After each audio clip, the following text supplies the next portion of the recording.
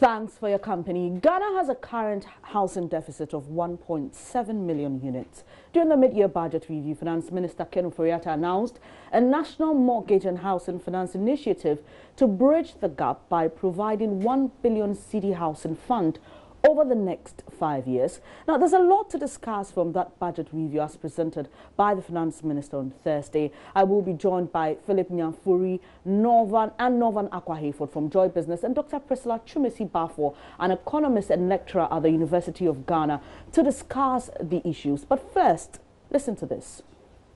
In line of the social partnership and the National Mortgage and Housing Finance Scheme announced in the 2018 budget and economic policy for this August House, the government has designed a scheme to provide cheaper local currency mortgages and residential housing finance to promote social equity. Mr. Speaker, we have observed that to effectively support housing delivery, we must address both the demand and supply side of the housing market and develop a scheme that creates an effective ecosystem for home buyers, developers, and financial institutions. On the demand side, government is working with selected banks to provide local currency mortgages at 10% per annum compared to the current market rates of over 25%. Workers will be encouraged to use their Tier 2 pension contributions as equity in the event of income earners who can still not afford a mortgage at a competitive rate.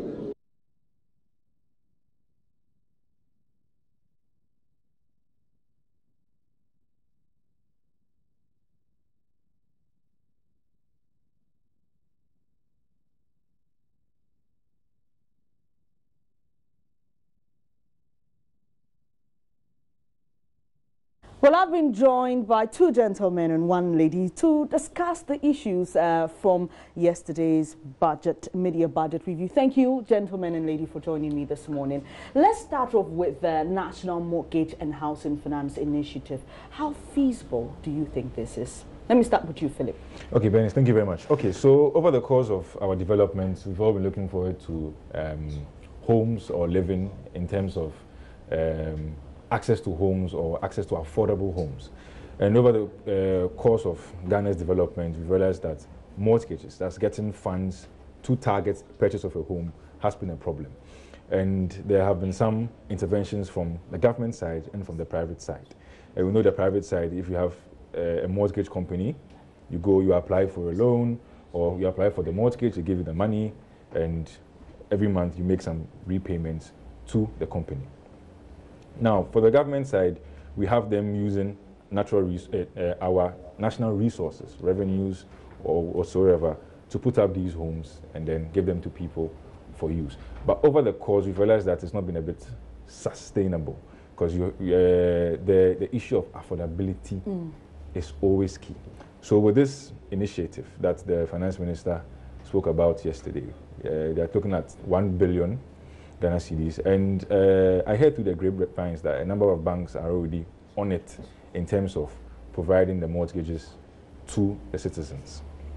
Now, the key issue here is mortgages are long-term things. We're talking about 10 years, 20 years, 30 years. Long-term funds are what is needed to provide these mortgages. So if you don't secure long-term funds, then you're going to have a problem going forward. And if you look at the nature of our domestic credit market, when I say credit market within the banking space, you realize that all the sources of funds are short-term. So you realize that banks don't actually have the financial wherewithal to lend to you over a long period. We've seen banks like HFC, now Republic Bank, doing that. We've seen Ghana Home Loans, now GHL Bank, doing that. Most of these institutions secure these funds from beyond the shores of Ghana. That's why you hear people complaining that my mortgage is very expensive, because these institutions have taken facilities in foreign currency. And obviously, they will have to change it to the Ghana cedi to provide you the mortgage. Exactly. So you realize that if our cedi-dollar relationship fluctuates a bit, then somebody paying a mortgage starts suffering. So with this initiative, yes, it's laudable by government, but some analysts I have engaged personally have told me that they don't want to see government in this business of providing mortgages again. But if they are going to structure it properly with the help of the private sector to make it sustainable, then that will work well. Let me come to you, Dr. Chumesi Bafo, because you specialize in poverty and development. This initiative, is it targeting the right people? Thank you very much, and good morning to your listeners. I believe it's a call in the right direction, and it gives the ordinary worker some hope. The fact that the ordinary worker can use their pension scheme to plan towards a home that they can go into, or they are in, living and pay until retirement. I think it's a brilliant idea. But like Dennis said, we need to look at the rudiments of the implementation of it. It should not necessarily be government being in there to provide mortgages. The mortgages have been in our country all over the years, and the challenge has been that most mortgages are denominated in foreign currency, right? So when our cedi depreciates, then people on mortgages bear the brunt of the depreciation of the currency. And this is exciting. We want to see how this will be operationalized, because this, from all indications, will be denominated in Ghana cedi. And that means that that whole depreciation and the effect that it has on contributors or beneficiaries of mortgages would be taken out. And then the issue of inflation would also have to be looked at in terms of the interest that will be charged. If the proposition is, for example, 10% and inflation rate is 12%, then it means that banks will be losing. So we need to operationalize and see how exactly this thing will come into force. But overall, I think it's exciting news for the ordinary Ghanaian worker. Interesting. Let me just give some few details to this, because government says that this scheme is to provide cheaper local currency mortgages, local currency mortgages, and residential housing finance to promote social equity and stimulate the economy. They also say the scheme will address both the demand and supply side of the housing market and create an effective ecosystem for home buyers, developers, and financial institutions. By this initiative, they say it's expected that the capacity of each local real estate developer will increase from an average of 50 units per year to about 200 units per year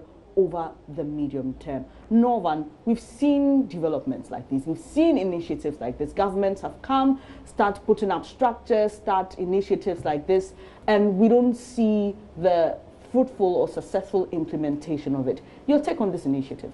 I think that I agree with my other colleagues on the panel, and it is that we as a people have over the years have seen, you talk of under President Kufuor, those affordable housing projects. Where are they? They built. Nobody as of today can say that I own one or the other. We remember under President Mills, some initiative also came in. Under President Mahama, we had some kind of initiatives and all that. The government as it is would have to be able to understand that you have no business engaging in business. When I say that, what do I mean? Yours is to create the enabling environment and allow the private sector to thrive, which means that you set up the structures and allow these people to. So with what they are telling us today, or what we heard from the finance minister yesterday, if that is what you're going to do to ensure that the private sector comes in and the banks also get what they have to do, why not? We will not have a problem. Then it means that if I'm going to mortgage my pensions against getting a home to sleep in, that's a good thing. And one other thing that we must also understand is that now we have almost everybody trying to get a land by himself or herself to put up a house.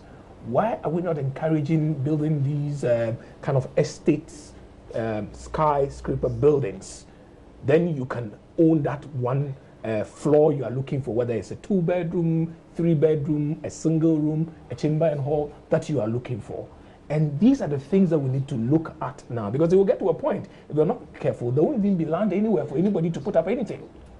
And so these things all must be looked at and see how you structure it and make it better. Because if you put up, let's say, a 10-story the cost involved in trying to sell to those of us here will be lesser than when you have just put up a 2-bedroom house flat with the land and everything, because you want to consider so many things in getting into pricing that house that we are talking about. Doc, I want to come back to you because of your specialty in poverty and development.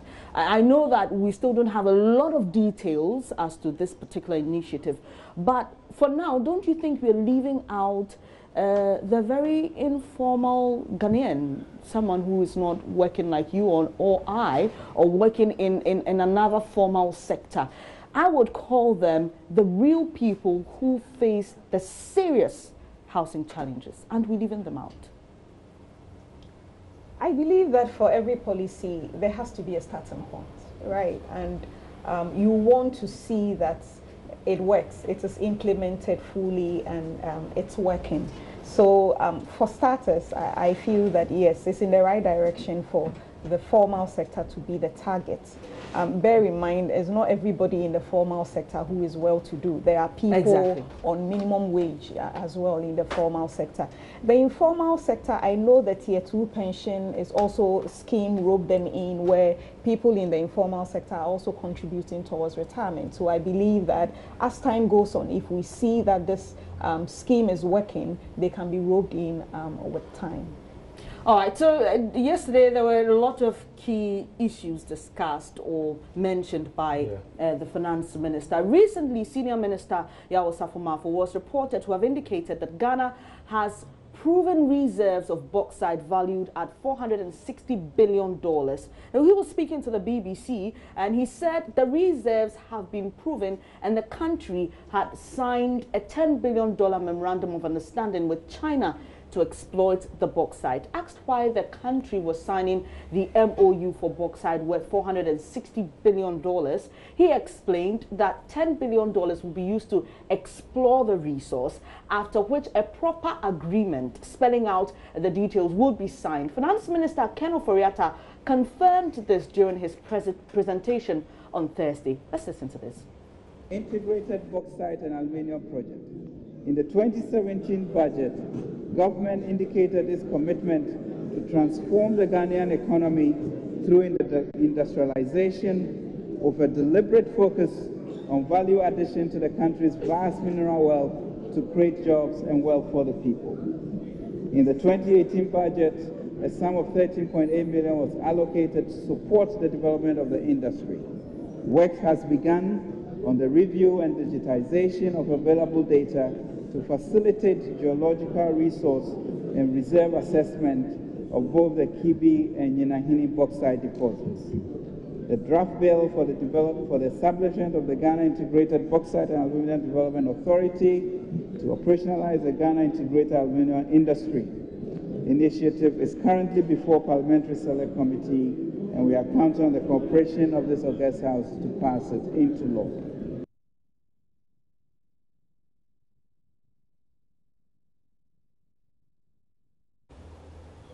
It's confirmed now there will be bauxite mining in the Atwima forest despite calls to preserve it. And what are the details of that? And let me come to you, Norvan, briefly share with us exactly what this is supposed to do. Okay, so Bernice, with this bauxite, what government intends to do is kind of saying that, listen, we have so much bauxite, we have a lot of work we need to do as far as the country in terms of development. We need to expand infrastructure, we need to do a lot of repair works within the economy. And how do we go about it? But remember that if you decide to always put, especially construction of road, on the fiscals, you're putting a lot of pressure on your budget. And that's not good. So how do we come up with a different plan to ensure that we take pressure off the fiscals and then allow the budget to be implemented without a lot of things that goes on? Okay, so you have bauxite. You are supposed to, let me just give a simple analogy. You want to build a school in Itiwa. The school is supposed to cost you, let's say, $1 billion. Would you want to put it in your budget and then look for revenues to do that? Or what will you do? So government says, okay, we have bauxite. We're going to develop the bauxite. We're going to ensure that we add value to it, which means that we're not just going to pick the bauxite from the ground and export it just like that. What we need to do is to add value to it and sell it. When you sell it, you're going to get revenues. So they go to China, I'm sure you're aware of that agreement with China, and says that we've signed this agreement with you. When we take this bauxite, we're going to have somebody, you're going to have it developed, and then we're going to have somebody buy it. When the person buys it, then, we would come back to you, who is giving us money, and pay you, because we have the banks coming in, and then you will be paid. Which means that when they are paid their money, whatever that is left still comes back to Ghana. So government says, I'll take that money that you're going to pay and then use it for that 1 billion worth of development I need to do. So clearly, I've made sure that I've lessened the pressure on the fiscal side, whilst I'm also going on with the development project. And I think that from where I sit, this is one other way of ensuring that you still can have development done, have projects done, and then not burdening yourself. And so it's something that I really don't have a problem with. It's a good arrangement, and that's what we need to do. Remember, with the oil and gas, and then with mining, what we have done generally is to be paid fees, royalties, carried interest, rent, and all those kind of things. That is what we've been paid. And this is why today, what did the finance minister say? He said, we're going to have special audits, because there are issues as to how to do the reconciliation. How much crude oil was taken to the world market, and what's the value? That's what I will ask. And so if this is the value, what is the percentage that is supposed to come to Ghana? That is what they should be looking at. Royalties is good, but I think that this kind of arrangement where all they're saying is, okay, you've taken so much bauxite, Ghana gets 40% because you came to develop it. So when we sell, our 40% is going to give us so much billions of dollars. And that's what we use for this kind of project. It's a fair deal. And we are being told that this is going to be used for roads and roads construction and development. Yeah. Philip, you are smiling. Is that to say you disagree with what Northern is saying? No. I think anything pro-development I'll go for. But with regards to natural resources, our over-expectancy. Yes, every time there's always an issue. Gold, prices drop, we suffer. Cocoa, prices drop, we suffer. Oil, 2014, it was $100 a barrel, started coming down, we suffered. Now we're going to do it with regards to bauxite. What's the demand? We'd like to know from the Ministry of Finance, what's the demand for bauxite globally? What are the numbers? Is it an already saturated market or not? Because that's the problem with the commodities. The market seems to be saturated already. With if you look at oil like this, and then other stuff. So if we're going to leverage on this, then we need more information as to how exactly it's going to come out. And with regards to always leveraging on resources, well, it's a good thing, but some of these natural resources, the prices of these commodities are beyond us here in Ghana. And if there are negative fluctuations, we suffer. If it goes up, we do well. So I think we should look at this going forward. Doc, there have been calls, there have been petitions. Government has been asked not to venture any form of mining in the Atwima forest. For one simple reason, for the scientists who've petitioned the president, is because the white-naped manga bay monkey, which is an endangered species, has been found in Ghana. And they talk of a lot of other species that are discovered in that particular part of the country. That's the Atwima forest. You specialize in development. This morning, there was an argument in the newsroom. Do we trade, quote-unquote, our monkeys for money? What do you think? A good move or not? As an economist, I would say that we have to weigh the cost and benefits, right? Are we getting more from this than if we keep it right now? These are issues. Can the monkeys be relocated? Is it something that they're living in their natural habitats in the forest? You wouldn't want to move them. We can find a similar forest and relocate them. I don't know. I am not an ecological scientist, so I don't know the nitty-gritties of it. But the bottom line is that if this is something that we can harness and to improve our livelihoods as a people, then it's a call in the right direction. But the bottom line also is that we should try and diversify our economy and take our destinies into our own hands and stop relying so much on natural resources, because evidence show that resource-rich nations are not necessarily the richest nations in the world, really. If you take a country like Australia and others, some are very isolated, but they've been able to manage their affairs well, barely with no natural resources, but they have grown, and they are among the top giants in global economy. So the issue is, yes, when we discovered oil, we were all excited. We felt that overnight our roads will be paved with gold and all that. Will change. Exactly. But the reality hit us that it's not all that, the grass is not always that green at the other side. So how do we leverage? I mean, I'm excited with the infrastructure that is tied in, because if you ask us at the moment, how much are we making from gold and all the other natural resources that we have, we cannot really quantify it. And bear in mind, all these natural resources are not renewable. So as a generation, as we keep tapping into this, we need to make sure that the odds of the country are better, so that our country, our children, and the generations behind us inherit a better Ghana than we live in currently. It's interesting that you bring that point in, because a lot of my colleagues have visited mining communities like Obuasi. We've been to Cape 3 Points. I mean, these people were expecting, the locals, I mean, indigents, were expecting that this is the source of whatever is going to benefit the whole country. Don't you think we should benefit first? The people of Atiwa who are demonstrating, do you think they have a point in there with reference to these other places I've mentioned as examples?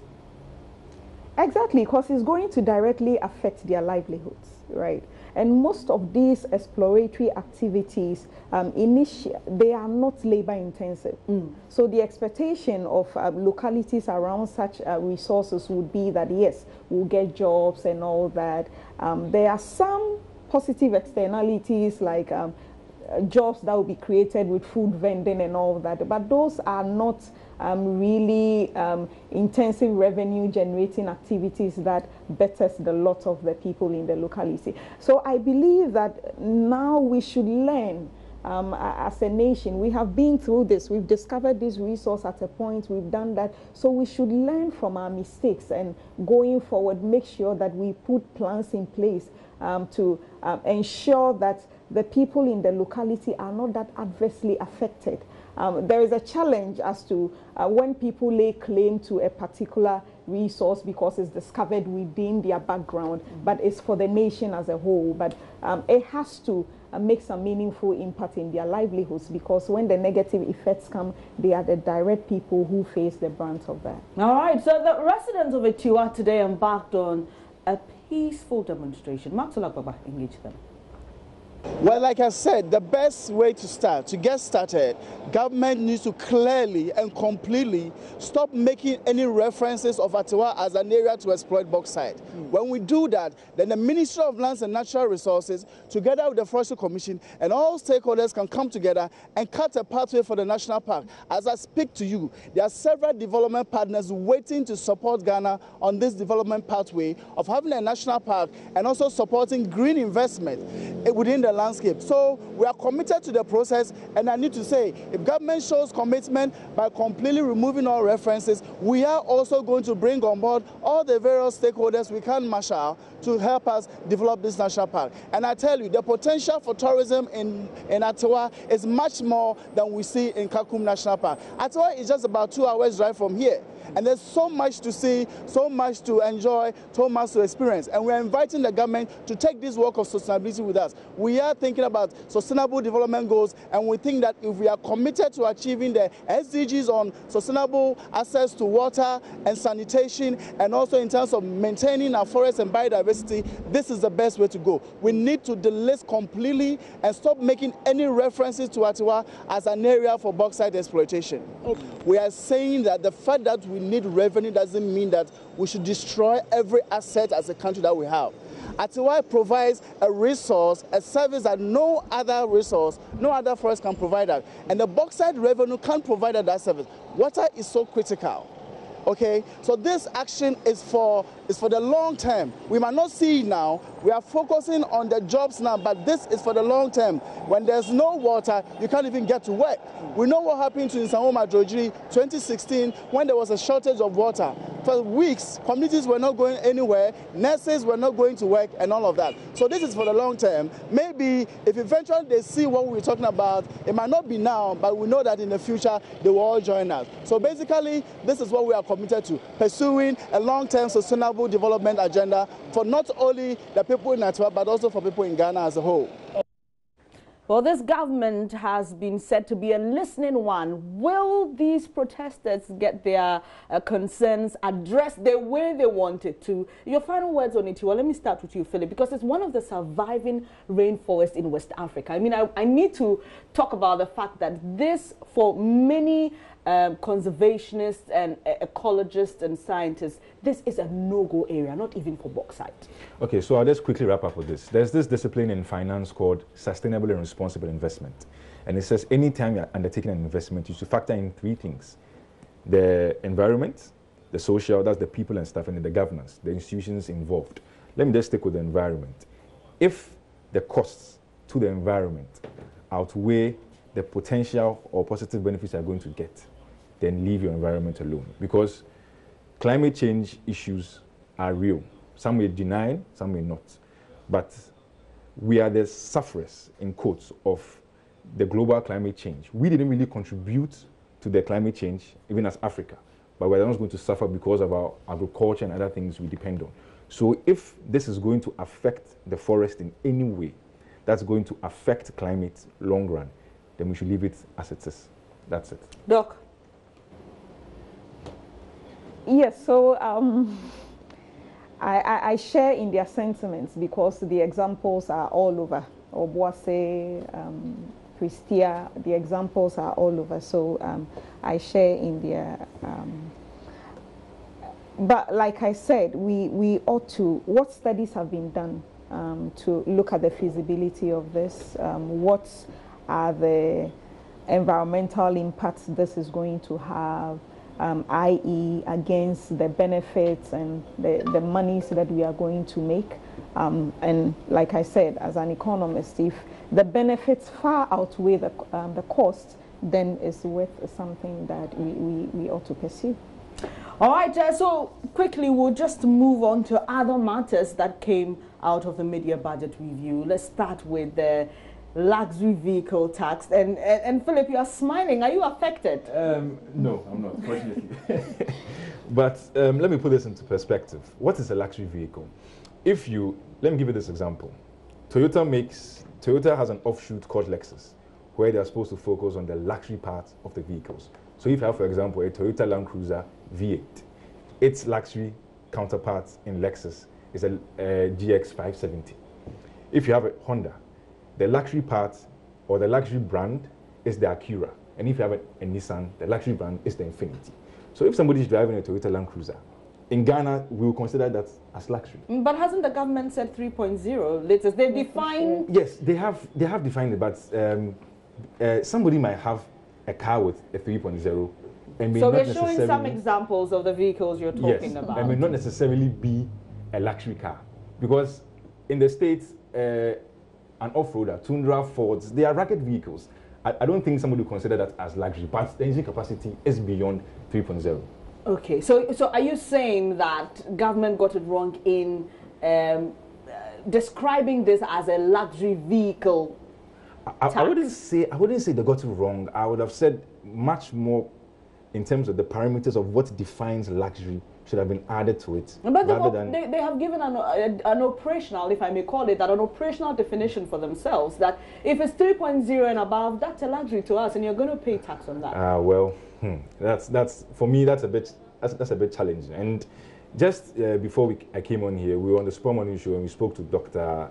Anthony Akotose, Minister for Monitoring and Evaluation, and he spoke about the environmental considerations that went behind this. That the cars with bigger engine capacities tend to guzzle a bit more and then pollute a bit more. But if you look at it, if you look at some of the commercial vehicles in the country, don't they pollute a bit more than the In fact, just by observation, I would want to say yes. Yes. But is he suggesting in any way that that money is going to be used to address the environmental issue? No, we didn't get any indication. All right, let me come to you, Doc. 10% is going to be charged on luxury vehicles, is it? So, I mean, if somebody is thinking of buying a luxury vehicle, then they have to think of paying this extra cost. Is it necessary at all? I think it is necessary because government needs revenue, right? And what are the options available to government? The rich, based on this proposition, ought to pay more to support people at the bottom of the income pyramid. So I believe that if somebody is able to buy a Rolls Royce, for example, 1,000 Ghana cedis payment in roadworthy or 2,000 is chicken feed, really.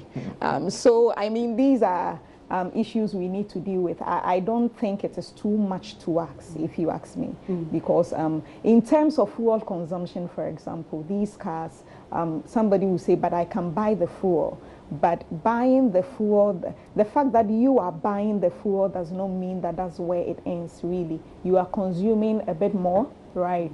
And for example, with the bit of the subsidy in fuel, for example, it means that you are being cushioned. So if you are asked to pay a little bit more, I don't think there's anything wrong with it. If you have a problem, then sell the Rolls Royce and get a Toyota Corolla. Would you agree with people who say this government is not as capitalist as it has been, or the NPP is not as capitalist as we've believed over time? Because some of these interventions really appear to be socialist.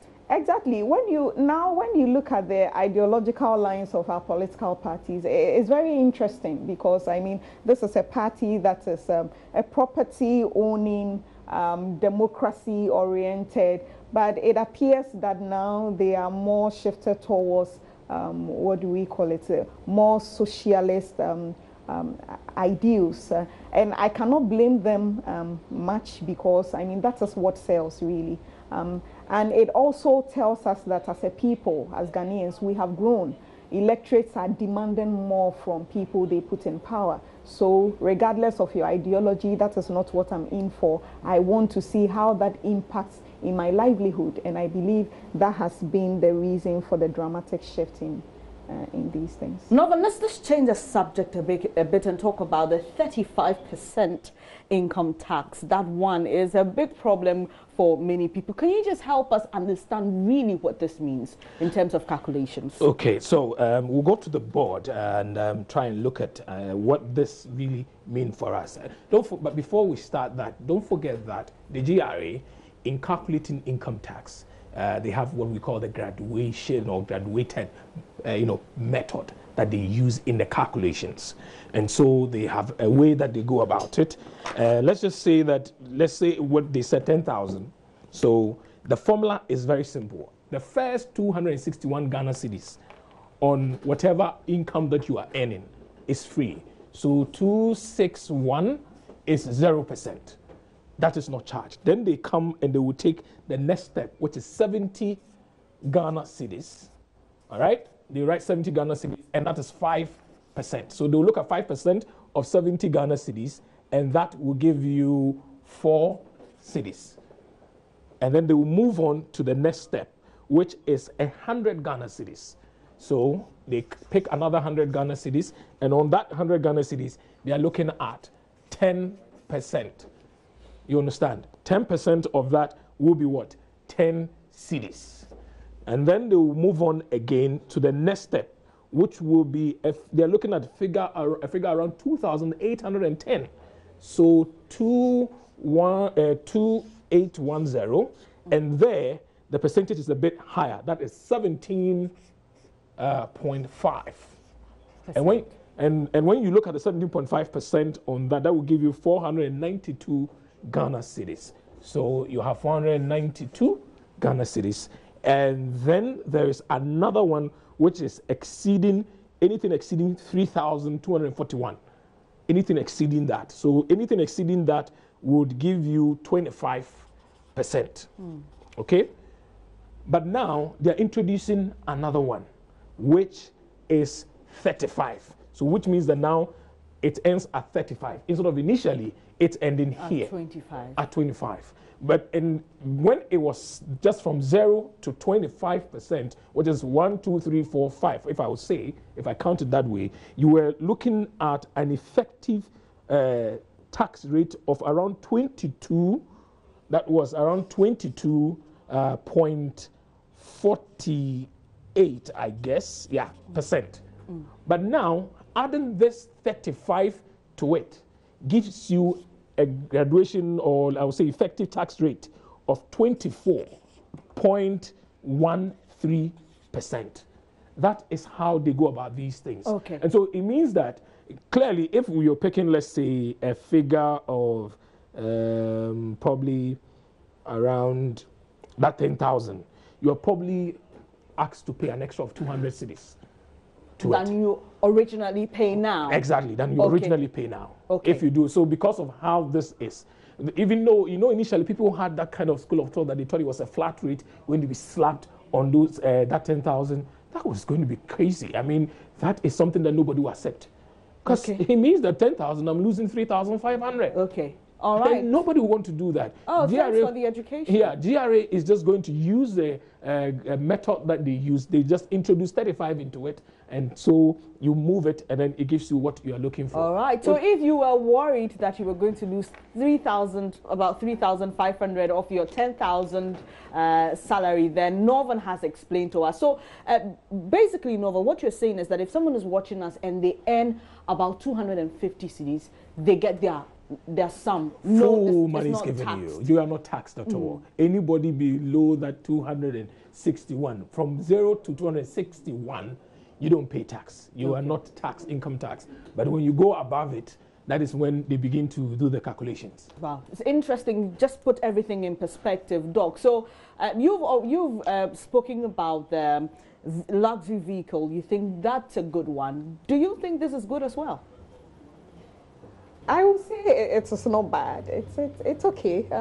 It's just asking the very privileged people in society to contribute a little more towards our development. I think it's okay. And to chip in a bit on the luxury vehicle issue, we know that our economy is dominated by the informal sector. And a lot of people in the informal sector do not pay income taxes, right? So, I mean, in one way or the other, the vehicle tax is a way that people in the informal sector would also contribute towards, I mean, the national budget, i.e. the income that we are trying to Can you generate. explain how? How? Because, for example, I mean, if I own a shop in Makola, for instance, you pay VAT and all, but their direct profits that they make, those ones are not taxable, right? A lot of it go under the radar. It said that most of the money in the system is in the market, really.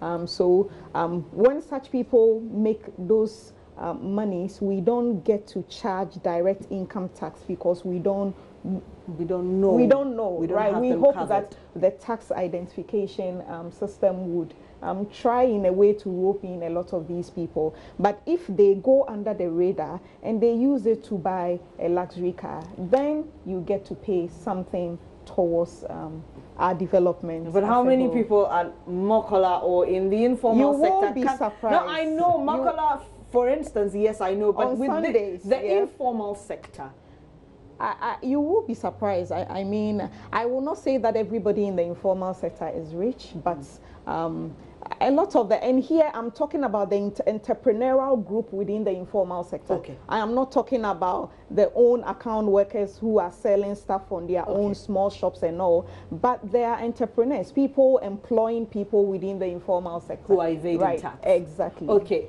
Philip, now, for many, this is, or all these tax that we are seeing and innovative ways to get revenue is as a result of pressure coming from one, free senior high school, and also to fund the National Health Insurance Authority. For many, especially with free SHS, they've argued that, look, I can afford, I can pay for my ward, just allow me to do it. And in fact, some other economists have agreed that why don't you allow those who can pay for their words, do so. So you lessen the pressure on you as government. Now, those same people who may be willing to pay the money, now you are taxing them because they own luxury vehicles, and they think it's quite unfair. Okay, so I was saying this on the Super Morning Show, and Dr. Anthony Okotose also alluded to this. These measures are short-term, stopgap measures. And in the presentation of the mid-year review, the finance minister mentioned the medium-term revenue framework, which government is going to, which they are currently putting together. That's what he said in the budget review. And they're going to come out with a way that going forward in the fiscal year of 2019, 2020, 2021, they are going to find a coordinated framework of how we can grow revenues long-term. So it's not yet out. I think we should, I'm eagerly looking forward to it, to see how especially the informal sector that Doctor is mentioning is going to feed into this, so that going forward, we don't have these stopgap measures where we have problems and then we come with 1 or 2 taxes to fill it, and then we go forward in a few years and realize that we have more expenditures, more burdens, because as time goes on, your expenditures will by all means increase. So you need to look for sustainable and long-term ways to grow revenues. And the finance minister has said this in a media review, that they will come out with a very clean framework that would show us what exactly they want to do with regards to raising revenue. Thank you very much, gentlemen and lady. This is very interesting. I wish it wouldn't end, but we have to. Thank you so much. Dr. Chumisi Bafo is a lecturer at the University of Ghana, and Philip Nyamfuri and Norvan Akwaheford are my colleagues here with Joy Business, just helping us understand some of the issues that came up from yesterday's presentation of the mid-year budget review.